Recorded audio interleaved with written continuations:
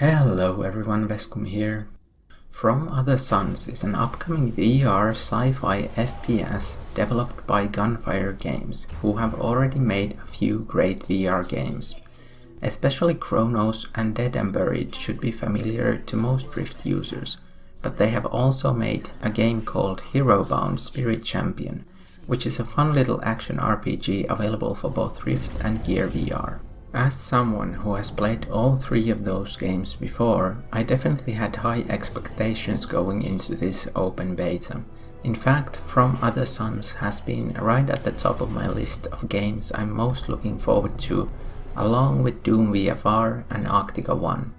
When watching this video, you should keep in mind that what I say is based on an open beta and that I will point out issues in order to provide feedback so that the issues can hopefully be fixed prior to release. So if you are watching this video close to the release of the game, just remember that a lot of the issues hopefully won't be there anymore in the launch version. Alright, so From Other Suns is said to have been inspired by FTL, and the similarities between the titles are quite clear. However, the gameplay itself is of course completely different since this is a VR first-person shooter, while FTL is a top-down spaceship simulator. It isn't really surprising that some of the depth of FTL's ship management has been left out, but to compensate, the game instead has a lot of first-person shooting and the possibility to play in co-op in groups of 2 or 3 players. The game's story is very straightforward. You've just completed a test on an experimental folding drive, which took you past the edge of explored space, and now you are starting to head back to Earth using the normal jump drive.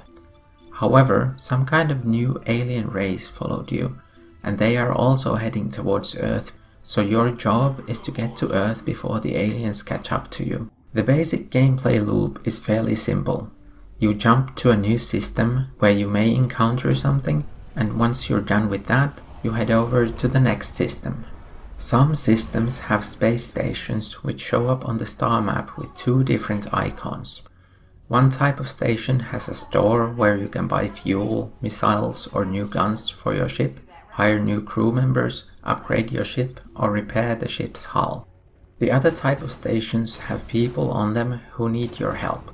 Whether it is defense robots that have gone haywire, pirates that have attacked the station or whatever, it doesn't usually make a huge difference. You teleport over with your guns blazing and shoot your way to victory. When traveling through systems without stations, you may also encounter spaceships or possibly something else. Sometimes it's a trader looking to make a specific trade, other times it might be a friendly ship warning you about some pirates in a nearby system, but most often, when you encounter another ship, it's pirates. Sometimes you might be able to avoid a fight by handing over some supplies, but usually things end up in a ship-to-ship combat. The space combat is rather simple. With some weapons you can target specific systems on the enemy ship, while others just let you shoot at the ship in general.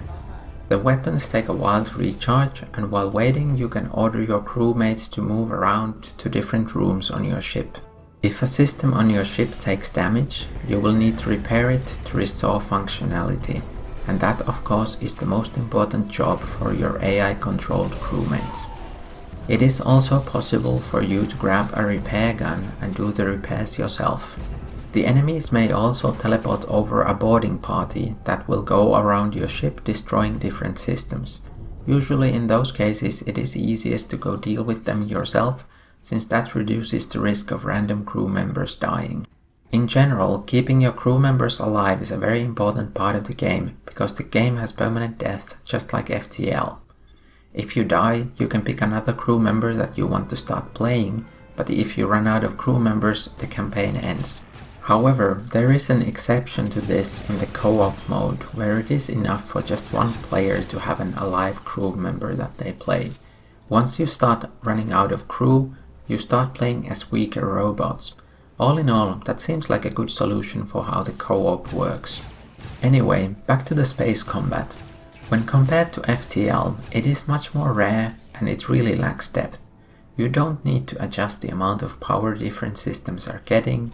There don't seem to be fires on your ship that you need to put out, and you can't vent the air from parts of your ship in order to kill the boarding parties or put out fires and so on. It's sort of like a simplified version of Star Trek Bridge Crew, where you get rid of most of what engineering, helm and the captain do and just concentrate on the tactical. Not very deep, but I suppose it gets the job done. However, I don't think anyone would really complain if there was a bit more to it than this. Then, on to the first-person shooting, which is where the main meat of the game is. There are a lot of different guns, like pistols, automatic pistols, shotguns, lightning guns, beam guns, guns that shoot bouncing discs, and so on. The guns also have different elemental damage types, like electricity, nanites, and plasma, and they also have varying stats, so that they might, for example, deal different amounts of damage even though they are exactly the same otherwise. While the guns aren't anywhere near as varied as they are, for example, in Borderlands, it is still always fun to find a better gun. As for the shooting mechanics, the early guns aren't perfectly accurate, so that may cause them to feel a bit weird when you shoot them. Especially the automatic pistol has quite a lot of spread when you hold the trigger down, but I didn't find that to feel too bad. I mean, they are sci-fi weapons, who knows why they work the way they do. You can also find stimpaks for healing, hacking tools and a bunch of different kinds of grenades. Your inventory is limited to 5 slots for utility items, 5 slots for guns, and of course the 2 holsters on your sides. The inventory is open with the buttons on your controllers, and then you just use the other hand to grab items. Your wrists have virtual buttons on them to open a map, the game menu, and to teleport back to your ship after completing a mission. Occasionally these buttons felt a bit unresponsive, but I didn't really try to figure out what might be causing it. There is one improvement I'd love to have when it comes to these interactions. If I have the map open and then I use my left hand to interact with something, then it would be nice if the map would open up again automatically once I put the gun down or whatever. Having to constantly reopen the map got a bit annoying after a while. The game also has 2 different movement options that you can use. The smooth locomotion provides a more immersive experience along with gameplay benefits, but currently it still needs at least one adjustment because it is HMD direction based, and it definitely needs the option to have it as controller direction based. The comfort movement option on the other hand is a very unique system. Basically, when you move your character, your view stays still, and your character will start running as if the game was a third-person game with fixed camera locations. When you stop, your view snaps back to the first-person view.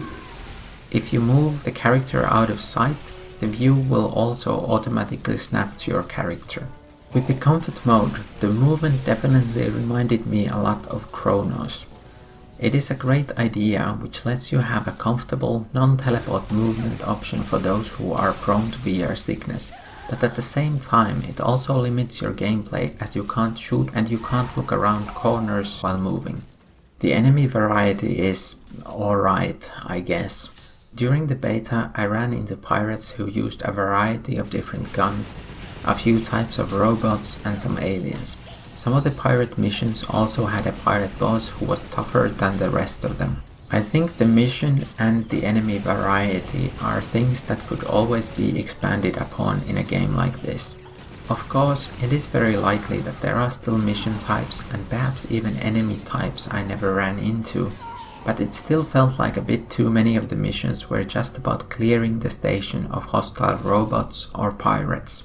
It would be nice if there were like research stations where some genetically modified alien beasts had gotten loose, or maybe missions where you have to run around a space station rescuing people within a certain time limit before the station blows up and so on.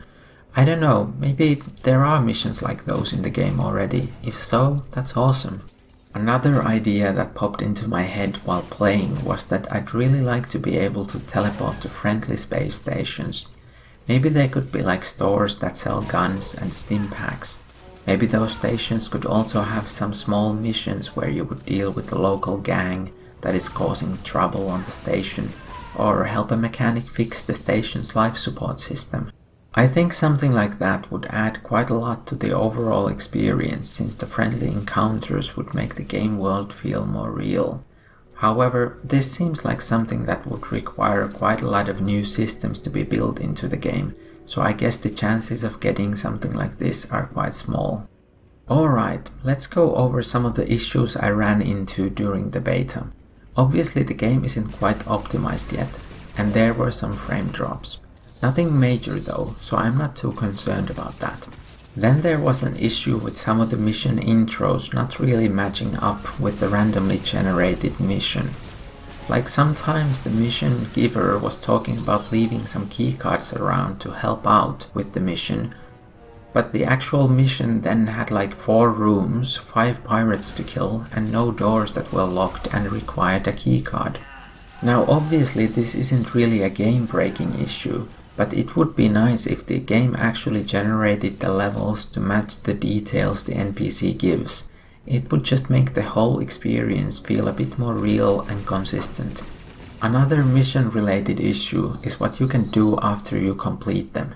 Basically, you can attack the station that you just helped and they won't fire back, so you can destroy it to get some free salvage. Now, it does take a really long time to do it with the early weapons, so it wasn't really worth doing in the beta, but still, that's something that needs to get fixed, and I'd imagine it should be relatively easy to add a trigger that causes them to fire back. A small quality of life improvement would be to have a better way of seeing the stats on your currently equipped gun, so that it is easier to compare the stats to a new gun you find. Right now you just see a little green or red arrow to indicate whether something is an improvement or not, but it doesn't really tell you how big the change is, and the arrows felt too small in general. Then, on to the biggest issue. The game's difficulty was, well, let's just say lacking. There was exactly one time I thought I'd die while playing the open beta, and that was when I decided to try to attack the alien mothership, and as expected, that resulted in my quick demise. The space combat was easy, but I wouldn't expect it to be any other way at the start of the game, since you do have such a limited amount of things that you can do to change the outcome. However, I'd expect the on-foot missions to provide more challenge even in the beginning. Now, I don't think the game should just have its difficulty cranked up from what it is, but rather that there should be difficulty options. Of course, it is possible that the difficulty will ramp up a lot when you get closer to Earth, but even then, I don't want the start to be this easy every time I want to start a new game. On one playthrough, I actually decided to only use the starter pistols and not use any stim packs for healing during missions. Even that time, I was at no point at risk of dying. Now, there were a couple of times when I was playing solo and I failed some missions. There was this one specific room where I was supposed to protect a computer mainframe from a lot of attacking security robots, and I just didn't have good enough guns to kill them fast enough. Another time I had 4 minutes to stop some pirates who were trying to steal some weapons from the station, and again I just couldn't kill them all fast enough. Even though I failed the missions, that only meant that I missed out on the small rewards that I would have gotten from them. Now, that's not to say that you can't die during the missions. When I was in a co-op game, one of my crewmates decided to sort of Leroy Jenkins his way to victory against a bunch of enemies. That obviously didn't end well, but it's not like the fight itself was that difficult. It was simply the overconfident charge that got him killed. Then there is the length of the campaign that I'm slightly concerned about. The beta had a limit of 10 jumps before it ends, and my best progress with those 10 jumps was over 35% of the way to Earth. While the first playthrough took me like maybe an hour, it quickly got faster and I started to complete them in like 30 to 40 minutes. Assuming linear speed, that would put the whole campaign to somewhere like 1.5 to 3 hour range. Now obviously you can try to visit more systems which will extend the playtime, and the game is of course built with replay value in it. Even with those things in mind, I definitely prefer a slightly longer adventure each playthrough. The best option would be to make it possible to select the starting distance to Earth along with the difficulty level as you start a new playthrough. That way it would be possible to offer the right types of experiences to a wider range of players. Of course it would reflect on the game's quick play matchmaking, but I honestly think that it would be more beneficial to have these options available than it is to keep all the players in the same matchmaking pool. The players who would want to play the hard mode with a long campaign probably aren't the best match for those who want to play a short and more relaxed experience. All in all, I really liked playing From Other Suns. I had a ton of fun and I can't wait for the game's release. I just hope that the game has enough varied content to keep it interesting for multiple playthroughs, and also that more options are added for what kind of campaign you want to play. Not all players have equal skills, so there is no way one difficulty level can offer the right amount of challenge for all players. Just look at what is happening with Killing Floor Incursion. That game had no difficulty options at launch and it was really easy, and now it was just announced that a new hard mode is getting added to the game in the next patch. Just get it in the game for launch and it will be a better experience for everyone. Now, I actually think that From Other Suns has the potential to become my favorite VR game if the few main issues are sorted out, and I really hope that they will be. So that does it for this video. Thank you for watching and I'll see you in the next one.